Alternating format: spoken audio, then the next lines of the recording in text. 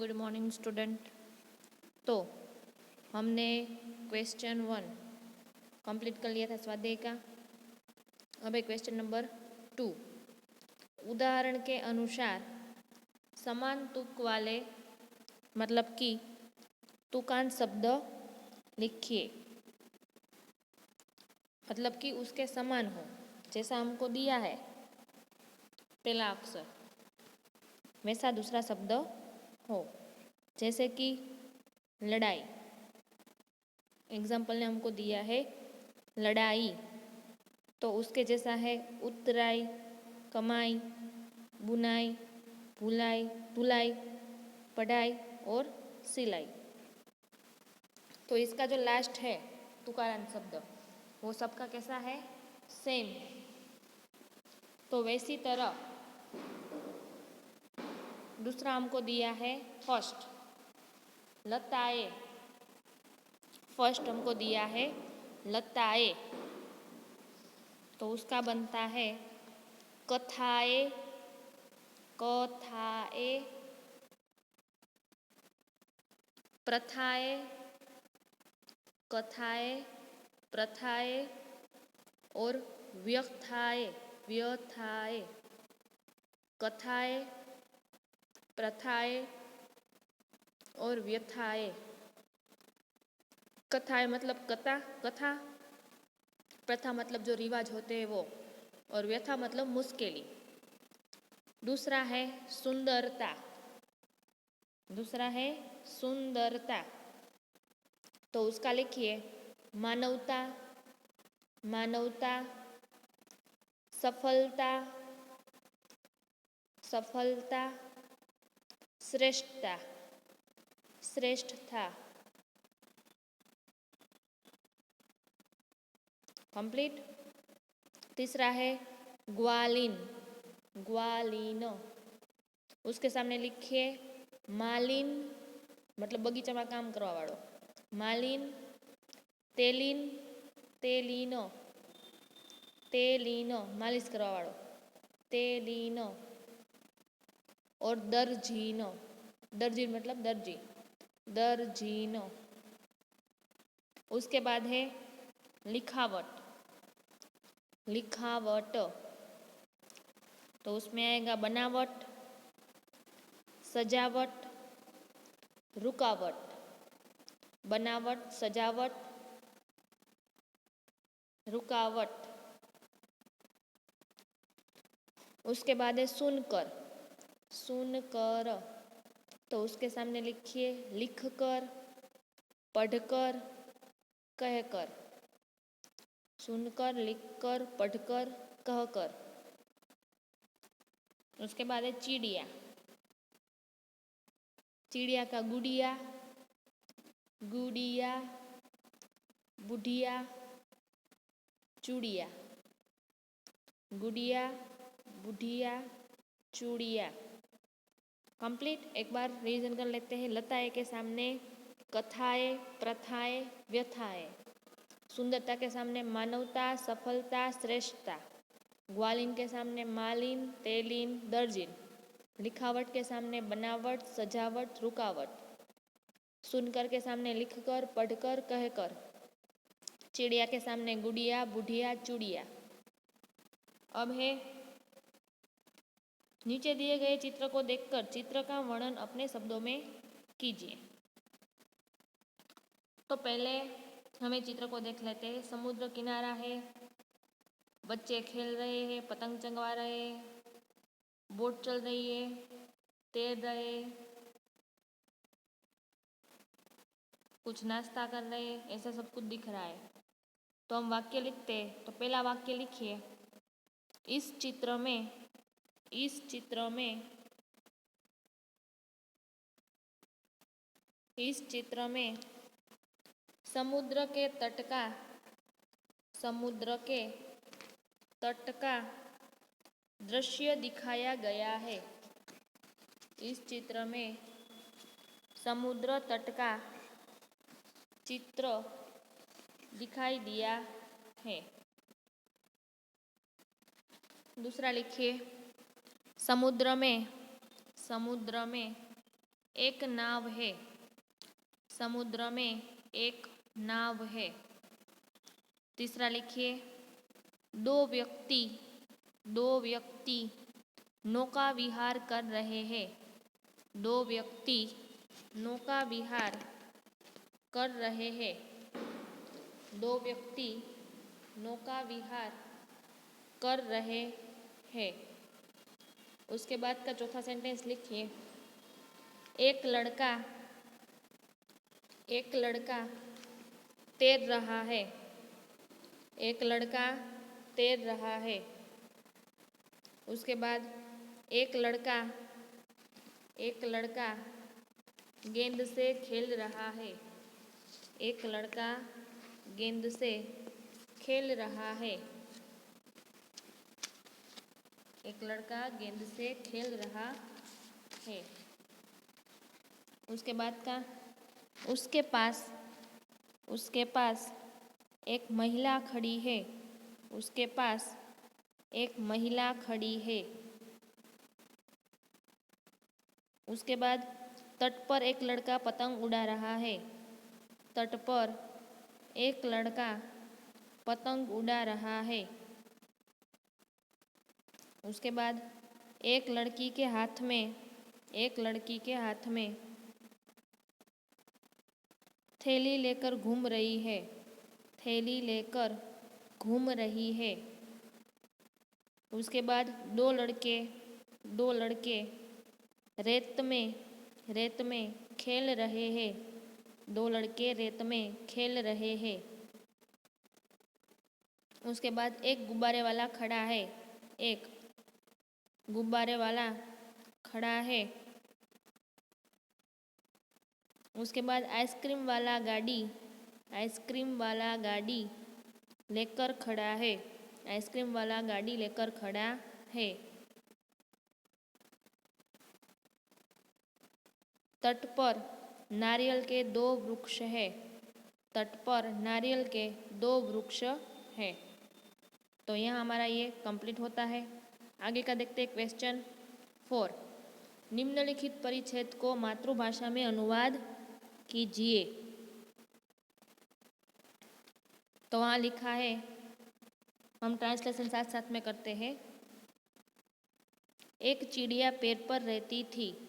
एक चिड़िया पेड़ पर रहती थी એટલે કે એક પક્ષી ઝાડ ઉપર રહેતું હતું. એક પક્ષી ઝાડ ઉપર રહેતું હતું. અથવા ચકલી પણ લખી શકો, એક ચકલી ઝાડ ઉપર રહેતી હતી. एक चकली झाड़ ऊपर रहती हती. उसका घोंसला पेड़ पर था. एनो माळो झाड़ ऊपर हतो. एनो माळो झाड़ ऊपर हतो. घोंसले में उसके 3 बच्चे थे. माळा में तेना 3 बच्चा हता. माळा में तेना 3 बच्चा हता. माड़ा में तेना 3 बच्चा हता. वह अपने बच्चों के साथ रहती थी. ते पोताना बच्चा साथे रहती हती. ते पोताना बच्चा साथे रहती हती. एक दिन एक शिकारी वहाँ आया. एक दिवस एक शिकारी त्यां आव्यो. एक दिवस एक शिकारी त्यां आव्यो. वह चिड़िया को मारना चाहता था. ते चकली ने मारवा मागतो हतो. ते चकली ने मारवा मागतो हतो. चिड़िया ने बच्चों को घोंसले में सिर नीचा कर बैठने को कहा. चकलीए पोताना बच्चा ने माथुं नीचुं करी माळा में बेसवानुं कह्युं. चकलीए पोताना बच्चा ने माथुं नीचुं करी माळा में बेसवानुं कह्युं. वह खुद वहाँ से उड़ गई. ते पोते त्यांथी उड़ी गई. ते पोते त्यांथी उड़ी गई और अने पत्तों में छिपकर बैठ गई. मतलब के झाड़ना पाननी पाछळ छुपाईने बेसी गई. झाड़ना पाननी पाछळ छुपाईने बेसी गई. शिकारी चिड़िया को न देखकर वहाँ से चला गया। शिकारीए ચકલીને ન જોઈ એટલે ત્યાંથી ચાલ્યો ગયો. શિકારીએ ચકલીને ત્યાં ન જોઈ એટલે ત્યાંથી વયો ગયો.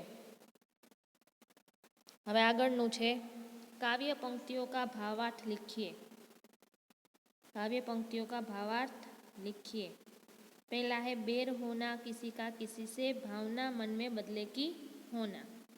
तो लिखिए हम में किसी की किसी से, किसी की किसी से दुश्मनी न हो.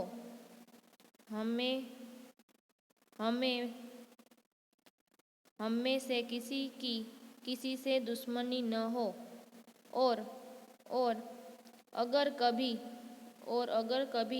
हो जाए तो, अगर कभी हो जाए तो हमारे मन में उसका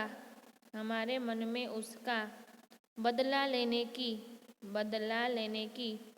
भावना पैदा न हो.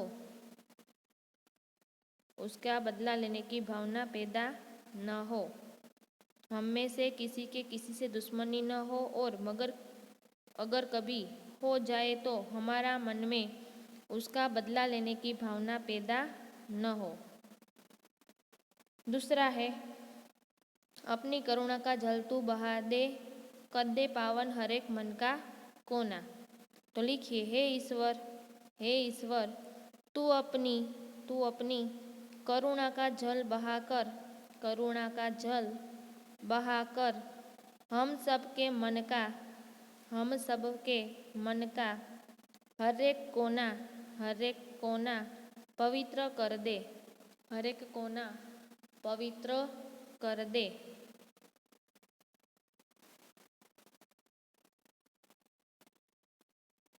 ओके, तो यहाँ हमारा ये चैप्टर है वो ख़त्म होता है. हमारा ये चैप्टर यहाँ पे ख़त्म. आगे अब हम दूसरा चैप्टर पढ़ेंगे जिसका नाम है अनूठे इंसान. उसका नाम है अनूठे इंसान.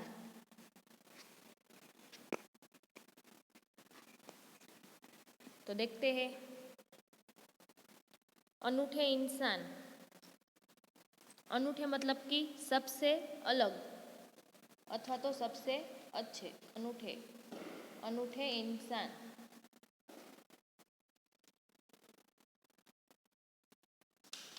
अनूठे इंसान में एक प्रसंग वर्णन है. इस इकाई में 2 प्रसंग है. હવે આ પાઠમાં 2 પ્રસંગ છે. प्रथम प्रसंग फ्रांस के महान शासक नेपोलियन बोनापार्ट से बचपन पर आधारित है. पहलो प्रसंग है फ्रांसना जे महान शासक नेपोलियन बोनापार्ट है एना बचपननो प्रसंग है जो हमें सत्य एवं प्रामाणिकता की राह पर चलने की प्रेरणा देता है. जे आपने हमेशा सत्य और प्रामाणिकतानी राह ऊपर चालवानी प्रेरणा आपे छे. जबकि दूसरे प्रसंग में केरल की देशभक्त लड़की कौमुदी से सच्चे दान का निरूपण है. અને બીજો પ્રસંગ છે એમાં કેરલાની એક દેશભક્તિને જોડાયેલી એક છોકરી છે એનું નામ છે કૌમુદી. એનું સચ્ચે દાનનું અહીંયા નિરૂપણ કરવામાં આવ્યું છે કે સાચું દાન કોને કહેવાય. तो पहला देखते हैं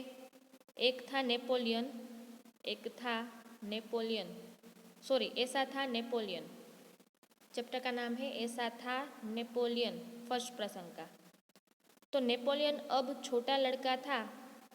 नेपोलियन जब छोटा लड़का था तभी से वह सत्यवादी था. नेपोलियन ज्यारथी नानो छोकरो हतो त्यारथी ते साचो हतो.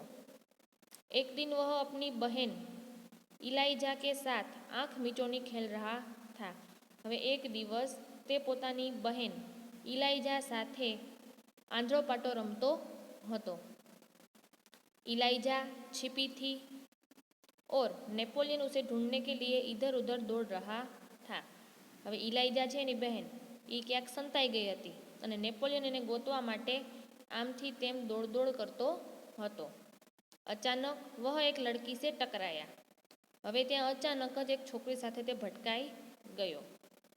लड़की अमृत बेचने के लिए जा रही थी। तो छोकरी हती जामफળ વેચતી હતી। नेपोलियन से टकराने से उसकी टोकरी नीचे गिर पड़ी। હવે જામફળની જે ટોપલી હતી એ નેપોલિયન સાથે ભટકાણી એટલે એ ટોપલી નીચે પડી ગઈ। कीचड़ होने के कारण उसके सारे अमृत खराब हो गए। कीचड़ હતો નીચે ગારો હતો એટલે એના જેટલા જામફળ હતા એ બધા ખરાબ થઈ ગયા। वह रोते हुए कहने लगी, अब माँ को मैं क्या जवाब दूंगी। रोता रोता ही कहवा માંડી कि હવે મમ્મીને હું શું જવાબ દઈશ। इलाइजा कहने लगी, चलो भैया हम यहाँ से भाग चले। इलाइजाએ શું કીધું कि चलो भाई चलो આપણે અહીંયાથી ભાગી જઈએ। तो नेपोलियन कहता है, नहीं बहन हमारे कारण ही तो इसकी हानि हुई है। આપણાથી તો એનાથી નુકસાની થઈ છે। यह कहकर नेपोलियन ने जेब में रखे 3 छोटे सिक्के उस लड़की को देकर कहा, बहन मेरे पास ये 3 सिक्के हैं, तुम इन्हें ले लो। नेपोलियने कीधु कि मारा खीचामां 3 सिक्का छे, आने तू राखी ले। इन 3 सिक्कों से क्या होगा, मेरी माँ मुझे बहुत मारेंगी, लड़की ने कहा। હવે છોકરીએ કીધું કે આ 3 સિક્કાથી મારું શું થશે, મારી माँ મને बहुत मारसे। अच्छा तो तुम हमारे साथ घर चलो, हम तुम्हें अपनी माँ से और पैसे दिलवा देंगे। तू हमारी साथे हमारे घरे चाल, हूँ तने मारी मम्मी पासेथी वधारे पैसा अपावी दऊँ। पर इलाइजा नेपोलियन से कहा, भैया इसे घर ले जाओगे तो माँ नाराज होंगी। भाई आपणाने घरे लई जाशू तो मम्मी आपणा ऊपर गुस्सो उतारशे। नेपोलियन नहीं माना। वह उस लड़की को अपने साथ घर ले गया। नेपोलियन छोकरी ने पोतानी घरे लई गयो। माँ को घटना की जानकारी देकर वह बोला, माँ आप मुझे जो जेब खर्च देती है उसमें से इस लड़की को पैसे दे दीजिए। मम्मी तमे जो मने पैसा वापरवा माटे पैसा आपो छो खर्चाना, ये पैसा आने आपी दो। ठीक है मैं तुम्हारी सच्चाई से खुश हूँ, मगर याद रखना अब तुम्हें 1 महीने तक जेब खर्च के लिए कुछ भी नहीं मिलेगा। माँ ने कहा, सारो हूँ एने पैसा आपी दऊँ छूँ अने तारी सच्चाई बोल्यो एटला माटे हूँ खुश पण छूँ, पण याद राखजे कि आ महीनामां तने कोई जेब खर्च मळशे नहीं। ठीक है माँ, नेपोलियन ने हंसते हुए कहा। हाँ वांधो नहीं मम्मी। माँ ने उस लड़की को 2 बड़े सिक्के दिए। मम्मी एने 2 मोटा सिक्का आपी दीधा। वह खुशी खुशी घर लौट गई। ये हंसता हंसता घरे वही गई। नेपोलियन को धक्का देने की सजा तो मिली, परंतु सत्य के पथ पर चलने के कारण उसे यह सजा भुगतने में अद्भुत आनंद आया। હવે નેપોલિયને ભૂલ કરી એને સજા તો મળી, પણ એ સત્ય બોલ્યો અને સત્યના પથ પર ચાલ્યો એટલા માટે એને આનંદ હતો, खुश હતો। वास्तव में नेपोलियन सच्चाई के पथ पर चलने वाला इंसान था। नेपोलियन હતો એ હંમેશા સચ્ચાઈનો સાથ આપતો હતો। बचपन से ही उसे खुद पर दृढ़ विश्वास था और दृढ़ इच्छा शक्ति भी थी। नानपणथी तेने पोताना पर खूब विश्वास હતો અને એની જે ઈચ્છા હતી એ નક્કી હતી કે મારે આ કરવું છે। તો આમાં આપણે જોયું કે નેપોલિયન હતો એ નાનો હતો ત્યારે બંને ભાઈ બહેન આંધ્રપટ્ટો રમતા હતા, ભૂલમાંથી એક છોકરી સાથે ભટકાણો અને એના બધા જામફળ પડી ગયા, ખરાબ થઈ ગયા હતા એટલે એ રોવા માંડી। નેપોલિયને એને 3 સિક્કા આપી દીધા। એની બેને કીધું ખરા કે આપણે ભાગી જઈએ, તો પણ નેપોલિયને કીધું ના આપણા કારણે એની નુકસાની થઈ છે એટલે આપણે એને પૈસા આપવા જોઈએ। ઓલી છોકરી તોય રોવા માંડી કે 3 સિક્કાથી મારું શું થશે, મારી મમ્મી મને મારશે। તો નેપોલિયન એને પોતાના ઘરે લઈ ગયો, મમ્મીના ઘરે, અને પછી એને પૈસા અપાવે છે અને એને આખા મહિના માટે કોઈ જેબ ખર્ચ મળતો નથી। તો નાનપણથી જ તેઓ સત્યના રાસ્તે ચાલતા હતા। હવે આપણે બીજો પાર્ટ જોઈએ, सच्चा दान। सच्चा दान में देखो यहाँ पे गांधी जी बैठे हुए हैं, पीछे एक भाई बैठे हैं, कोई स्पीकर पर कुछ बोल रहा है और सारी लड़कियाँ अपने गहने वहाँ रख रही है, बातें कर रही है। तो देखते हैं। मालबार केरल की बात है। केरल में जो मालबार नाम का विस्तार है वहाँ की बात है। वहाँ बड़गरा गांव के एक गांव में सभा का आयोजन किया गया था। હવે ત્યાં એક બડગરા નામનું એક ગામ હતું, ત્યાં સભાનું આયોજન કરવામાં આવ્યું હતું। गांधी ने अपने भाषण में सभा के उपस्थित सभी बहनों से जेवरों की भीख मांगी। હવે ગાંધીજીએ ભાષણ કર્યું, મતલબ કે કોઈ વ્યાખ્યાન કર્યું, એમાં એણે જે ઉપસ્થિત બહેનો હતી એની પાસે પોતાના જે ઝવેરાત હોય, જે ઘરેણાં હોય તેની માંગ કરી. बहुत सी वस्तुएं भेंट में मिली, घनी बधी वस्तुओं એને भेंटમાં આપી હતી. अपना भाषण समाप्त करके गांधी जी उनको नीलाम करने लगे. હવે પોતાનું ભાષણ પૂરું કરી ગાંધીજી એને વેચવા લાગ્યા. उसी समय कौमुदी नाम की 16 बरस की एक कन्या धीरे से मंच पर चढ़ाई. હવે એ જ સમયે એક 16 વર્ષની નાની એવી છોકરી કૌમુદી સ્ટેજ ઉપર આવે છે. उसने एक हाथ से सोने की चूड़ी उतारी. એને પોતાનો એક હાથ હોય એમાંથી સોનાની ચૂડી પહેરી હતી એ ઉતારી.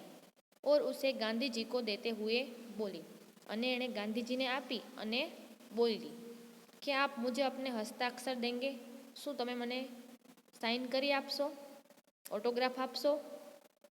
गांधी जी हस्ताक्षर कर ही रहे थे कि उसने दूसरे हाथ की चूड़ी भी उतार दी. ગાંધીજી હજી તો ઓટોગ્રાફ આપતા હતા ત્યાં તો એણે પોતાની બીજી હાથની ચૂડી હતી એ પણ ઉતારી દીધી. यह देखकर गांधी ने कहा, अरे पगली लड़की, दोनों चूड़ियाँ देने की ज़रूरत नहीं है. तारे बे चूड़ी आपવાની ज़रूरत નથી. एक ही चूड़ी लेकर मैं तुम्हें अपने हस्ताक्षर दे दूंगा. तारी एक चूड़ीથી જ હું તને ઓટોગ્રાફ આપી દઈશ. इसके उत्तर में कौमुदी ने अपने गले का स्वर्ण हार भी उतार लिया. गळाમાં જે સોનાનો હાર પહેર્યો હતો એ પણ ઉતારી दीदो. गांधी जी ने पूछा, तुमने अपने माता पिता से आज्ञा ले ली है ना? तू आ बधी वस्तु आपे छे पण तारा मम्मी पप्पा पासे ते परवानगी लीधी छे? बिना कोई उत्तर दिए उसने कानों में से रत्न जड़ित बूंदे भी निकाल दिए.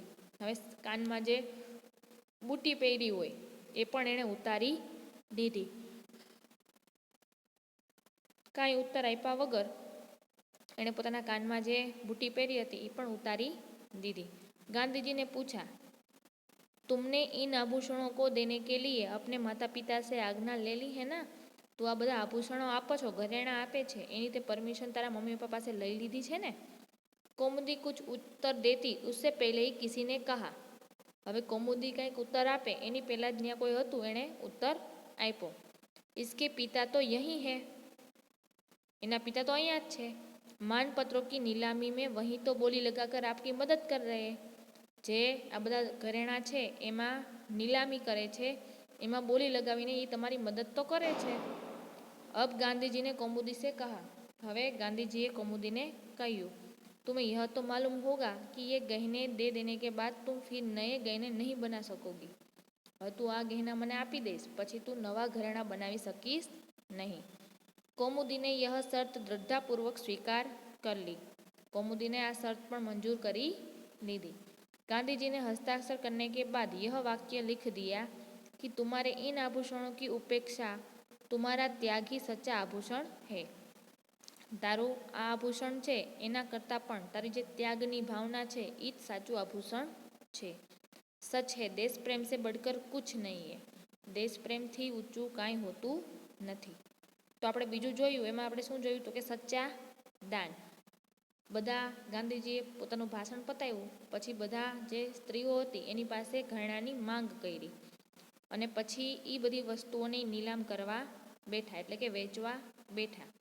એ જ સમયે કૌમુદી નામની 16 વર્ષની છોકરી છે એ સ્ટેજ ઉપર આવે છે. પહેલાં પોતાની એક હાથની બંગડી હોય એ ઉતારે છે અને ગાંધીજીને કહે છે, શું તમે મને ઓટોગ્રાફ આપશો? તો ગાંધીજી હજી તો ઓટોગ્રાફ આપવા જાય છે તેણે પોતાના હાથની બીજી ચૂડી પણ ઉતારી દીધી, બીજી બંગડી હોય એ પણ ઉતારી દીધી. ત્યારે ગાંધીજીને કહ્યું કે એક બંગડીમાં જ હું તને ઓટોગ્રાફ આપીશ. इसके उत्तर में कौमुदी ने अपने गले का सुवर्ण हार था, मतलब कि गळाમાં પહેરવાનો જે હાર હોય એ પણ ઉતારી દીધો. ગાંધીજીને પૂછા કે તું આ બધું આપે છે તારા મમ્મી પપ્પાની તે આજ્ઞા લીધી છે, પરવાનગી લીધી છે? એણે કોઈ ઉત્તર આપ્યા વગર એના કાનમાં જે બુટ્ટી હતી સોનાની એ પણ ઉતારી દીધી. ગાંધીજીને પૂછ્યું કે તું આ બધા આભૂષણો આપે છે તારા મમ્મી પપ્પાની તે પરવાનગી લીધી છે ને? કૌમુદી તો પણ કાંઈ ઉત્તર આપતી નથી. ત્યારે એમાંથી કોઈક મહિલા હોય છે એ કહે છે કે એના પિતા છે એ જ આ માનપત્રોની નીલામીમાં બોલી લગાવીને તમારી મદદ કરી રહ્યા છે. તો ગાંધીજીને બોલા કે તને ખબર છે ને કે તું મને એકવાર આ બધા ગહેના આપી દઈશ, ઘરેણાં આપી દઈશ, પછી તું નવા બનાવી શકીશ નહીં. ત્યારે કૌમુદીએ સ્વીકાર કર્યો કે વાંધો નહીં. ગાંધીજીને પછી એને ઓટોગ્રાફ આપ્યો અને નીચે વાક્ય લખી દીધું કે તુમારે इन आभूषणों की अपेक्षा तुम्हारा त्याग ही आभूषण है. મતલબ કે તારા આભૂષણ કરતાં પણ મહત્વનું છે કે તારામાં ત્યાગની ભાવના છે. સાચું, દેશ પ્રેમથી બળકર કાંઈ પણ હોતું નથી. शब्दार्थ देखते हैं. सत्यवादी मतलब हमेशा सत्य बोलने वाला. अद्भुत मतलब अनोखा. आँख मीचोनी मतलब लुका छुपी का खेल. अमृत मतलब जामफल. पथ मतलब रास्ता. दृढ़ मतलब मजबूत. निर्माता मतलब बनाने वाला. हस्ताक्षर मतलब दस्तखत. घटना मतलब प्रसंग. उपस्थित मतलब हाजिर, वहाँ आए हुए लोग. मानपत्र मतलब आदर से लिखा हुआ पत्र. आयोजन मतलब इंतजाम. आभूषण मतलब गहना. नीलामी मतलब बोली लगाकर बेचना. और भाषण मतलब सभा के सामने बोलना. त्याग मतलब समर्पण. तो यहाँ हमारे दो प्रसंग थे. एक नेपोलियन का बचपन का प्रसंग था और एक कौमुदी का त्याग का प्रसंग था, सच्चा दान का प्रसंग था. तो ये दोनों हमने सीख लिए. पहला था उसमें हमने क्या सीखा तो कि प्रामाणिकता और सत्य का. और दूसरे में हमने सीखा है कि सच्चा दान क्या होता है, सच्चा देश प्रेम क्या होता है. तो आपको समझ में आ ही गया होगा. ओके, एक बार पढ़ लेना दोनों प्रसंग तो आपको और भी समझ में आ जाएगा. और बाद में भी समझ में नहीं आए तो आप पूछ लेना लेक्चर ख़त्म होने के बाद. ओके. और जो अगले चैप्टर का होमवर्क है, फर्स्ट चैप्टर हमारा कंप्लीट हो गया है, उसका होमवर्क आप सब भेज देना ताकि चेक हो जाए. जिसका होमवर्क आएगा उसको ही 10 में से मार्क मिलेंगे, बाकी किसी को मिलेंगे नहीं. तो होमवर्क टाइम पे अच्छे राइटिंग में लिख कर और चैप्टर का नाम चैप्टर 1 चैप्टर 2 ऐसा लिख कर भेजना. आप ऐसे ही फ़ोटो भेज देते हो, गुजराती होमवर्क, हिंदी होमवर्क, ऐसे नहीं. आपको वहाँ लिखना है, मेंशन करना है चैप्टर 1 कंप्लीट, चैप्टर 2 कंप्लीट. जो भी चैप्टर का होमवर्क भेज रहे हो, चैप्टर का नाम न लिखो तो कोई बात नहीं, लेकिन नंबर तो लिखो. ओके, ताकि पता चले कि कौन सा चैप्टर का है. और अच्छे राइटिंग में लिखना ताकि पढ़ने में आपको भी परेशानी ना हो. और जो गलती आपने की है तो मैं भी देख सकूँ कि आपने क्या क्या गलत लिखा है. तो अच्छे राइटिंग में हमेशा लिखना चाहिए. ओके. तब इसमें कुछ समझ में नहीं आता है तो आप लेक्चर ख़त्म होने के बाद पूछ सकते हो. Okay, thank you.